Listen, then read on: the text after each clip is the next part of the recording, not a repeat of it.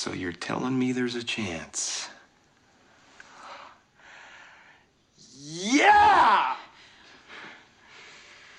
I read you. This video is the first part in a two-part video about Carey. So, James Eugene Carey was born on January 17th, 1962 in Canada. He's best known for his goofy expressions and over-the-top comedy. But his rise to A-list was a long journey. Jim Carey wasn't raised in wealth. On the contrary, his family was pretty poor. His father, Percy, was a hard worker but had taken the safe route working at a steady job in a tire factory. But when Jim was 12, his father was laid off from his steady job. The family became homeless and they had to live in a Volkswagen van for a short amount of time. During that time, Carey and his brother would work 8-hour shifts after school as janitors and security guards in order to help out the family financially as much as they could. Carey said in an interview that he learned many great lessons from his father, and not the least of which is that you can fail at what you don't want. So you might as well take a chance at doing what you love. Here's an interesting anecdote I found from his young years. During the 50th anniversary special of the Carol Burnett Show, Carey revealed that at the age of 10, Carey wrote a letter to Carol Burnett of the Carol Burnett Show, letting her know that he was a master of impressions and that he should seriously be considered to join her show. He received a letter back from the studio saying that unfortunately at this time we aren't hiring children, just grown-ups. But stay in school, study hard, and keep watching our show. Yours truly, Carol Burnett. In some ways, he might not have gotten the role as a child, but he did get to sit with Carol at the 50th anniversary special. I think that's a win in my book. But let's go back to Carey's journey into big Hollywood films. As a teenager, Jim was struggling to make a name for himself as a comedian. His father did try to help the young comedian by driving him to Toronto to debut at a comedy club called Yuck Yucks. The show bombed really badly, and this gave doubts in Carey's mind. This, combined with his family's financial problems, set back the young actor for a while. It was after his family managed to move into a new home and mostly resolve their financial issues that Carey was able to create a polished act. It's in that short period of time that he was able to go from open mics to much more regular paid gigs. Jim mentioned in an interview that desperation is a necessary ingredient to anything, or creating anything, period. If you ain't desperate at something, you ain't interesting. I do believe that it's true that desperation can be the fuel that is needed in order to ignite one's passion. By using this desperation, Carey was able to become a headliner in Canada that led him on his journey to Los Angeles. During his early days as stand-up, he was even hired to open up for Rodney Dangerfield in Las Vegas. At age 21, he was doing impressions of Elvis Presley and Jack Nicholson on The Tonight Show. What's funny about researching comics and such is that it always gives me flashbacks on how parents tell their kids to stop being goofy and to just study. Yet, you see people such as Jim Carrey who literally made careers from being goofy. Kind of the same with video games and how they're supposedly a waste of time, and now we have esports majors and universities and video game tournaments being held on TV and bringing in more money than the NFL and NBA combined. This is just a side note to say, follow your heart. Jim Carrey and his progressive rise to fame. The 80s saw Jim Carrey mostly on the stage performing revised personas that relied mostly on mimicking celebrities and hyper-exaggerated versions of himself. What he is capable to do with his face and body often left audiences in awe. Carrey really used what was given to him genetically, a face that can transform himself into other personalities and super flexible shoulders and body that make him resemble a rubber man. Through the 80s, he auditioned multiple times in order to get a spot on the Saturday Night Live cast, but never made it for some reason. I always find it surprising how such a talented individual would not make it on SNL, but what it may have come down to is that they just didn't know how to make his brand of humor fit the actual show. Although I'm pretty darn sure that if Jim had been hired, he would have probably become MVP of the show, but that's just my opinion. He did end up hosting SNL on May 1996, January 2011, and in October 2014. His first leading role was in a low-budget vampire teen comedy entitled Once Bitten. In this one, Carrey stars as Mark Kendall, who is a very innocent and naive high school student. He gets seduced by a sultry blonde countess at a Hollywood nightclub. We soon discover that she is a vampire preying on young virgins because she is required to drink the blood of a young male virgin 3 times before Halloween each year in order to keep her immortality and youthful appearance. This movie was barely watchable at best and didn't have any of the fun Jim Carrey gimmicks that make him such a lovable entertainer. Even though the movie wasn't great, it did open up the doors to him, giving him acting gigs in Francis Ford Coppola's Peggy Sue Got Married and the campy comedy sci-fi movie Earth Girls Are Easy. Even though the movies are worth watching, they don't have any of Jim Carrey's signature humor. His big break on television was given to him in 1990 once he joined the cast of In Living Color. The cast featured mostly black cast including the Wayans brothers, Tommy Davidson, David Alan Grier, and Jamie Foxx. Carrey did self-dub himself as the token white guy. Some of his most comical characters in the show are Fire Marshal Bob, who is a fire marshal that keeps continuously blowing himself up and burning things. Bob Jackson, the karate instructor, which is an over-the-top karate instructor that tries to teach martial arts techniques, but obviously has no idea what he is doing.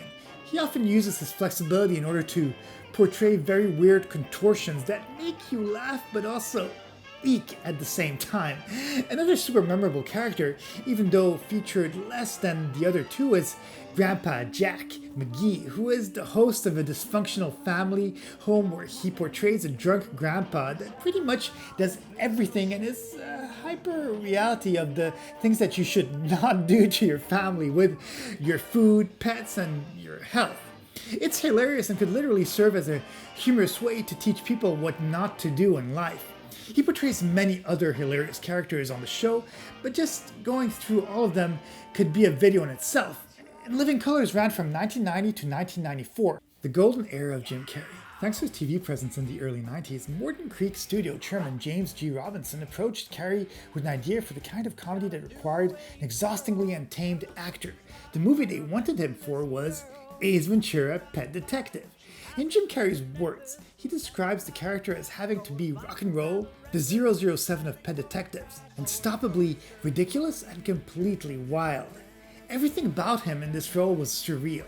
The Hawaiian shirt, the catchy phrases such as, "Alrighty then," catching bullets with his teeth, living in an apartment filled with animals, and solving a murder case while rubbing it in the police department's face. The movie was a hit and led to other amazing movies such as The Mask. Personally, I feel that Jim Carrey can be best described as a real-life Looney Tune, straight from drawing to life. Everything about him boasts over-the-top and surreal, yet so grounded and fun. In 1994, he performed in my favorite Carrey movie, Dumb and Dumber. Even though the movie has dumb in its title, nothing about it is dumb. It's probably one of the smartest and best written comedies I've ever watched. In this movie, Carrey plays Lloyd Christmas, a screwball idiot living with his best friend Harry Dunst, who is just as silly as him.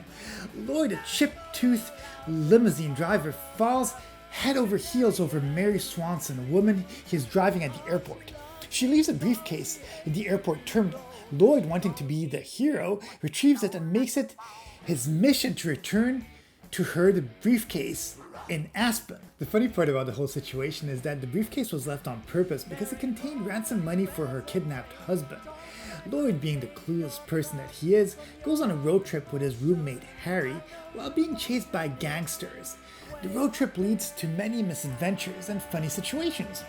The movie made $247 million at the box office and even had a sequel in 2014. Thanks to this movie, Jim Carrey skyrocketed to one of the most prominent actors of the 90s, leading to roles in Batman Forever, Ace Ventura: When Nature Calls, and by the time he made The Cable Guy in 1996, he was the highest paid actor with a salary of $20 million per movie.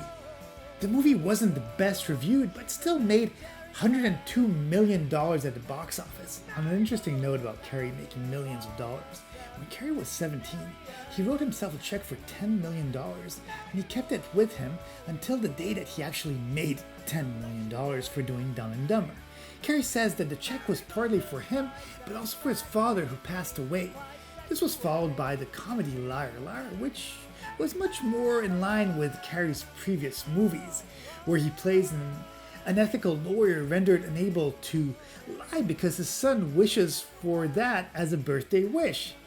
His performance earned him a Golden Globe Award for Best Actor. Even though Carrey was asking up to $20 million per picture, he took a big pay cut in order to take on a more serious role in The Truman Show. This movie was highly praised and told the story of Truman Burbank, who was born on the set of a reality television program that is broadcasting Truman's life around the clock worldwide. Having spent his whole life in the seaside town of Sea Haven Island, which is actually a set near Hollywood, equipped with the state-of-the-art technology to simulate day and night as well as weather changes, in order to keep him on the show, they instilled him with aquaphobia through the death of his father in a boating accident. Even though this movie had many comedic elements, it showed a much more toned-down Jim Carrey with many elements of drama. Following its success, Carrey went on to act in Man on the Moon, which is a biographical comedy drama about the late American entertainer Andy Kaufman.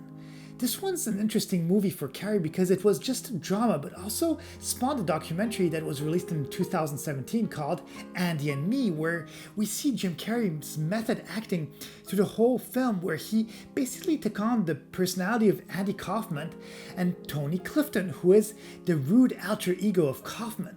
Because Jim never broke character, this created a lot of chaos and many altercations between the crew, the actors, and the director. As for the movie, it traces the story of Kaufman from childhood to the comedy clubs and television appearances on SNL, Late Night with David Letterman, Fridays, and his role as Latka Gravas on the sitcom Taxi. Man on the Moon was unsuccessful commercially, but Carrey did win a Golden Globe through it. The 90s was definitely a rise to stardom for Jim Carrey, once again proving that even if you come from poverty with a lot of ambition, even the biggest dreamers can achieve stardom. His road definitely wasn't easy, and Carrey has been known to go through moments of heavy depression. I heard this from a comedian friend, where he told me that comedians are often the most depressed people. By making other people laugh, comedians are often able to help their depressive state. Even Jim Carrey said it. Life is tough, and as a comedian, you can make the audience laugh, forgetting their daily worries for the duration of the show.